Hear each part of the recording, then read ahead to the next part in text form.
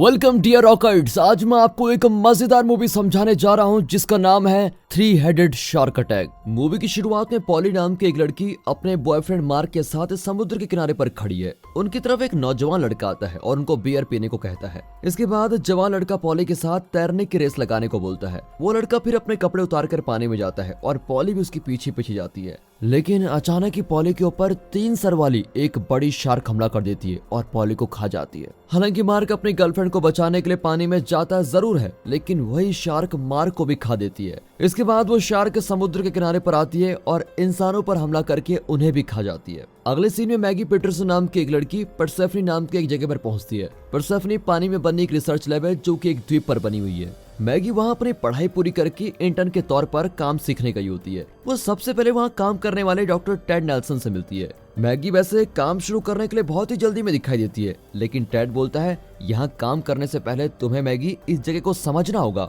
इसके दौरान Ted Maggi को पूरी रिसर्च सेंटर दिखाता है और वहाँ काम करने वाले लोगों से भी मिलवाता है। इसके बाद टेड मैगी को प्रोफेसर लॉरा थॉम्सन के पास लेके जाता है। अब मैगी की मुलाकात ग्रेग नाम के एक लड़के से होती है और कॉलेज के समय वो मैगी का बॉयफ्रेंड हुआ करता था। ग्रेग पर्यावरण की जांच करने वाले एक ग्रुप का हिस्सा है जो कि कुछ समय पहले ही रिसर्च सेंटर पर आए हैं। ग्रेग के अलावा ग्रुप का हिस्सा रेयान, एलिसन और उमर है। अब प्रोफेसर लॉरा वहां पर आए सभी लोगों का अच्छे से स्वागत करती है।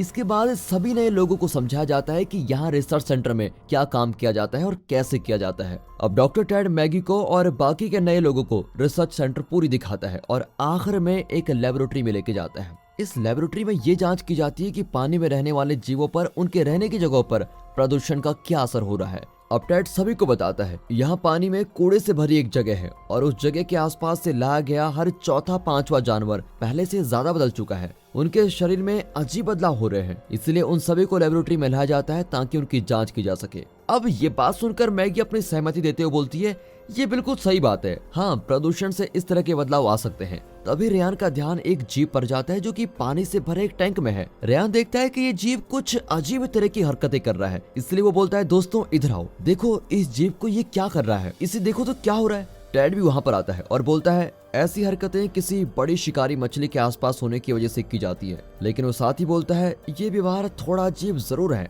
कुछ तो गड़बड़ लग रही है। इसके कुछ देर बाद ही टेड स्टीव नाम के एक वैज्ञानिक को कॉल करता है जो कि रिसर्च सेंटर में काम करता है। टेड स्टीव को बताता है कि टैंक में बंद एक मछली बहुत ही अजीब व्यवहार कर रही है, मेरे हिसाब से आपको इस बारे में जांच करनी चाहिए। अब स्टीव जल्दी से अपने कंप्यूटर पर जाता है और रडार में देखकर बोलता है पानी में आसपास ही कोई बड़ी चीज घूम रही है। वो बताते हैं कि ये बड़ी चीज बहुत तेजी से आगे बढ़ रही है और मेरे हिसाब से वो हमारे रिसर्च सेंटर की ओर ही आ रही है। अब प्रोफेसर थॉमस जो कि अभी स्टीव के साथ है, वो बाहर जाकर इस चीज की जांच करने का तय करती है। इस सब के दौरान वहाँ पर काम करने वाला ब्रैंड नाम का एक आदमी देखता है कि पानी में कोई बहुत बड़ी चीज घूम रही है, लेकिन वो सोचता है कि ये बड़ी चीज एक व्हेल मछली होगी। वो समुद्र में जाता है और कोड़े वाली जगह की तरफ जाने लगता है। रिसर्च सेंटर में सभी लोग बाहर आते हैं और ब्रैड को बोलते हैं ब्रैड तुम जल्दी से बाहर आ जाओ, लेकिन ब्रैड एक नाव की तरफ इशारा करते हुए बोलता है मेरी नाव में कोई चीज रह गई है और मैं जल्दी से उस चीज को वापस लेकर आता हूँ। इसके बाद वो सभी को बताता है कि कैसे उसने थोड़ी देर पहले यहाँ पर एक बड़ी व्हेल मछली को देखा।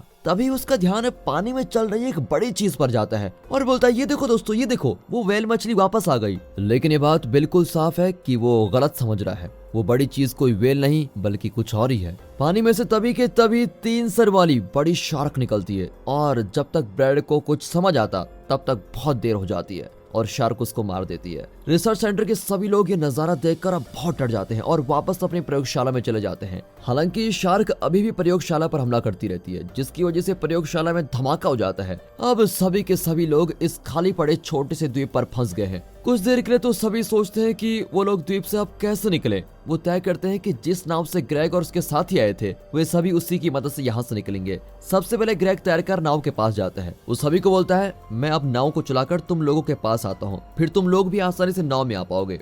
लेकिन बहुत सारी कोशिश करने के बाद भी नाव नहीं चलती। अब किनारे पर खड़े सभी लोग सब्र करते करते तंग आ चुके होते हैं, इसलिए रेयान पानी से तैरकर नाव पर पहुंच जाता है। उसके पीछे पीछे एल्सन भी नाव में पहुंच जाती है, लेकिन जब उमर पानी में उतरता है तभी शार्क आकर उसको खा लेती है। अब द्वीप के किनारे सिर्फ मैगी, प्रोफेसर थॉमस और टेड ही बचे होते हैं। मैगी बोलती है, देखो अब मेरे पास एक प्लान है। मैं शार्क का ध्यान भटकाने के लिए पानी में चले जाऊंगी और इस सब के दौरान आप दोनों तैरकर नाव पर चले जाना, क्योंकि आप दोनों को अपनी खोज जारी रखनी जरूरी है। वो आगे बोलती है, मैं पानी में जाकर नाव से दूर जाने की कोशिश करूंगी। ऐसा करने से शार्क जरूर मेरे पीछे आ जाएगी और इसी बीच आप दोनों की जान भी बच जाएगी।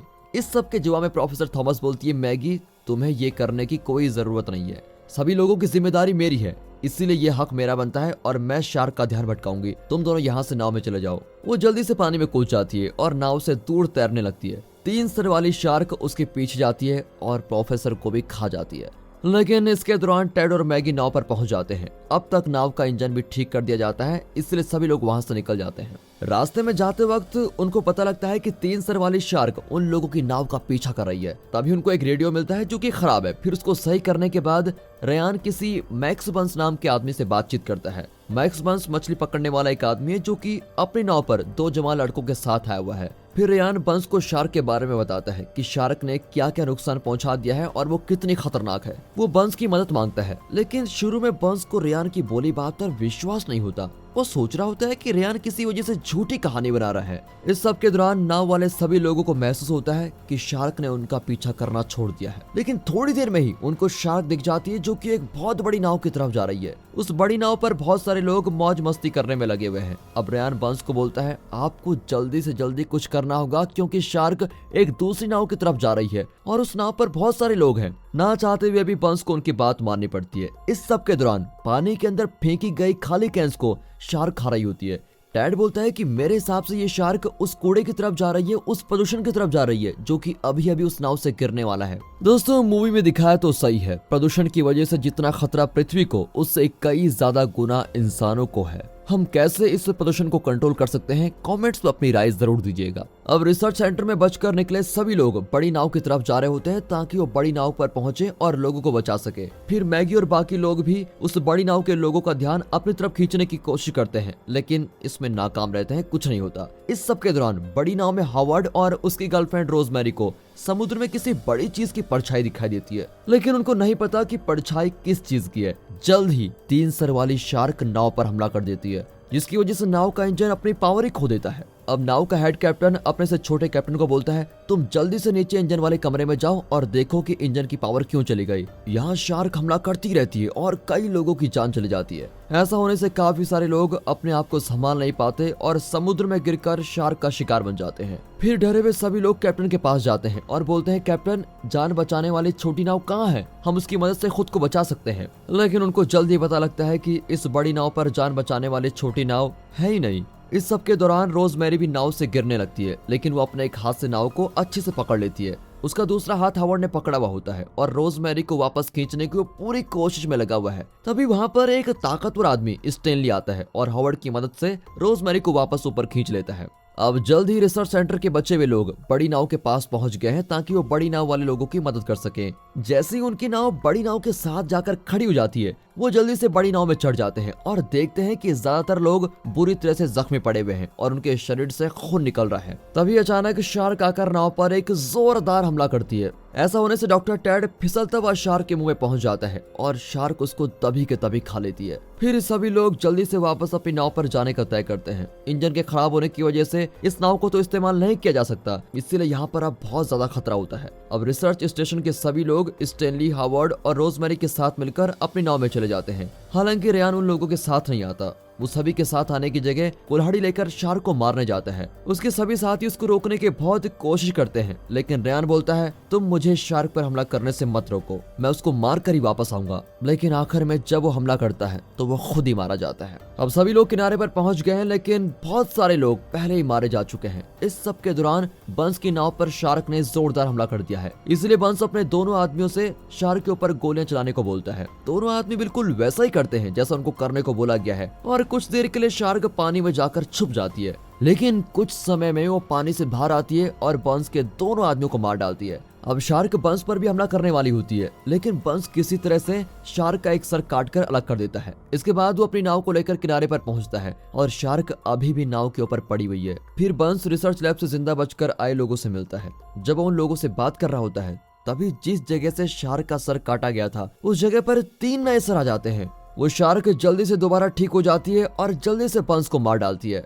यहाँ डर की वजह से सभी लोग समुद्र के किनारे से दूर भाग जाते हैं। उनको एक आदमी मिलता है जो कि समुद्र के किनारे जिंदा बच गया था और इसके कुछ देर बाद ही उनको इंसानों के शरीर के हिस्से जमीन पर गिरे हुए मिलते हैं। वहाँ सारी जगह पर खून ही खून फैला हुआ होता है। अब उनको महसूस हो जाता है कि इस सब के पीछे भी शार्क ही है और इसकी वजह से सभी लोग और भी ज्यादा डर जाते हैं। यहाँ पर मिला हुआ आदमी अभी भी बहुत ज्यादा डरा हुआ है और वो बोलता रहता है, मैं तब तक नहीं जाऊंगा जब तक शार्क जान से नहीं मरेगी। हालांकि सभी लोग उसको साथ में चलने के लिए मना लेते हैं। अब सभी लोग मिलकर द्वीप के दूसरी तरफ के लिए निकल पड़ते हैं क्योंकि वहाँ मोटर वाली 2 नाव खड़ी होती है। सभी के सभी लोग 2 समूह में बढ़ जाते हैं। एलिसन, हवर्ड, रोजमेरी और बाकी के सभी लोग एक मोटर वाली नाव पर चले जाते हैं। दूसरी तरफ स्टेनली, मैगी और ग्रेग मोटर वाली दूसरी नाव में चले जाते हैं। मैगी और उसके साथी देखते हैं कि शार्क दूसरी नाव के पीछे जा रही है, इसलिए वो अपने साथियों को चिल्ला चिल्लाकर इस बारे में बताने की कोशिश करते हैं, लेकिन एल्सन और बाकी लोग मैगी के इशारे को समझ नहीं पाते। आखिर एल्सन वाली नाव पर शार्क हमला कर देती है और नाव में धमाका हो जाता है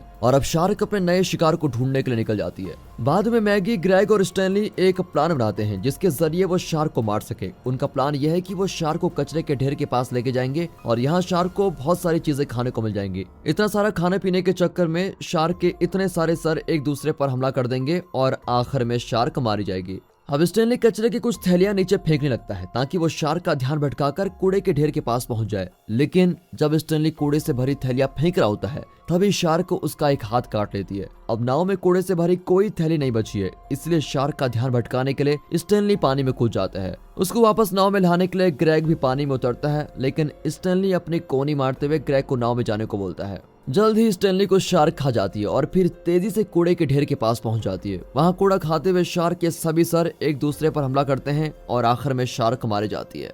और दोस्तों इसी के साथ ये मूवी यहाँ पर खत्म होती है। दोस्तों ऐसे ही सर्वाइवल मूवी देखनी है तो मैं आपको सजेस्ट करूंगा आप देखिए फैंटेसी आइलैंड। इसमें आप सच में फैंटेसी में खो जाओगे। बाकी मिलते हैं अगली वीडियो में, तब तक के लिए गुड बाय, अपना ख्याल रखिएगा and finally thanks for watching.